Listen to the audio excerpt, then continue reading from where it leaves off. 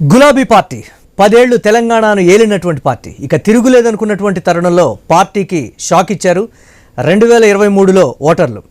అప్పటి నుంచి కారు టైర్లకు ముళ్ళు గుచ్చుకుంటూనే ఉన్నాయి. ఇప్పటికే కారు గుర్తుపై గెలిచిన ఎమ్మెల్యేల్లో కొందరు కాంగ్రెస్లోకి వెళ్ళిపోయారు. 10 మంది ఎమ్మెల్యేలపై బీఆర్ఎస్ సుప్రీంకోర్టులో కేసు వేసింది. కేసు విచారించిన సుప్రీంకోర్టు 3 నెలల్లోగా ఫిరాయింపుల విషయాన్ని తేల్చాలని ఆదేశించింది. ఇదిలా ఉంటే పార్టీలో మరో కుదుపు.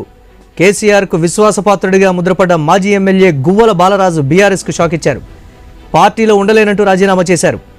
ఈ ఇష్యూ ఉమ్మడి మహబూబ్ నగర్ జిల్లాలో హాట్ టాపిక్గా మారింది.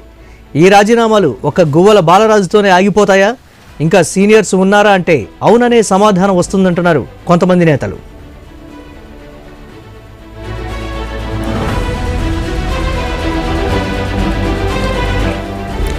మహబూబ్ నగర్ జిల్లాకి చెందిన మాజీ ఎమ్మెల్యే సీనియర్ నేత మర్రి జనార్దన్ కూడా కొంతకాలంగా పార్టీకి దూరంగా ఉంటున్నట్లు ప్రచారం సాగుతోంది.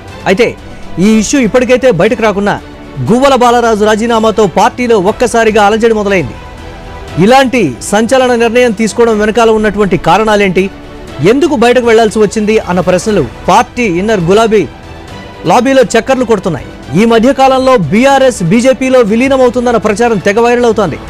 ఇలాంటి టైంలోనే గువ్వల బాలరాజు నిర్ణయం దేనికి దారి తీస్తోందన్న ఆందోళనలో కార్యకర్తల్లో మొదలైంది. బీఆర్ఎస్ను బీజేపీలో విలీనం ప్రస్తావన కవిత జైల్లో ఉన్నప్పుడే వచ్చిందన్న ప్రచారం కూడా ఉంది.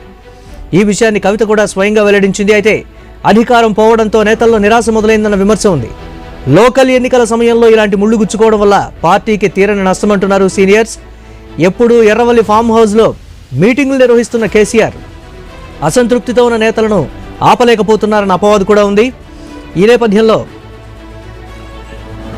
ఒకవేళ వారిని ఆపినా ఆగే పరిస్థితి ఉందా, ఎందుకు వారితో చర్చించడం లేదు, కావాలనే కొంతమందిని వదిలించుకుంటున్నారా, కష్టకాలంలో పార్టీని పట్టుకుని ఉండేవాళ్లే నేతలని అనుకుంటున్నారా అనే చర్చ కూడా జోరుగా సాగుతోంది.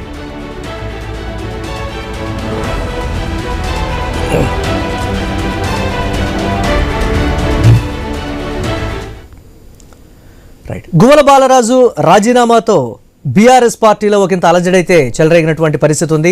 మరికొంతమంది నేతలు కూడా క్యూలో ఉన్నారనేటువంటి విమర్శలు అయితే ఉన్నాయి.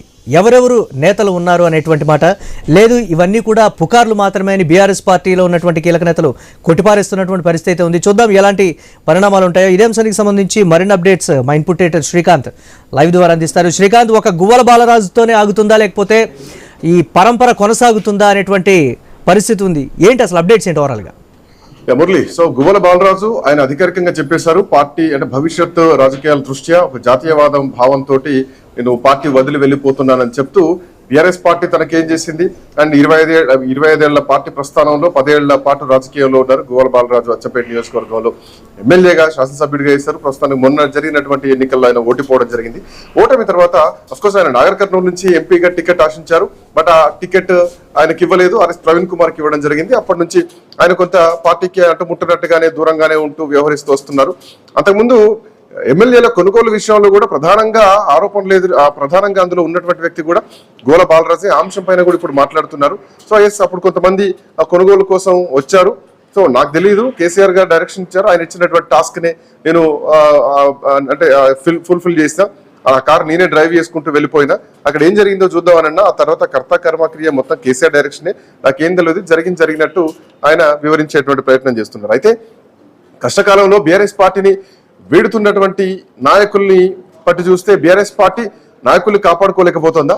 అధికారంలో ఉన్నటువంటి 10 మంది ఎమ్మెల్యేలు పార్టీ వదిలి వెళ్ళిపోతే కేసీఆర్ ఏం చేస్తున్నారు? ప్రతిపక్షంలో అంటే ఓడిపోయినటువంటి మాజీ శాసనసభ్యులు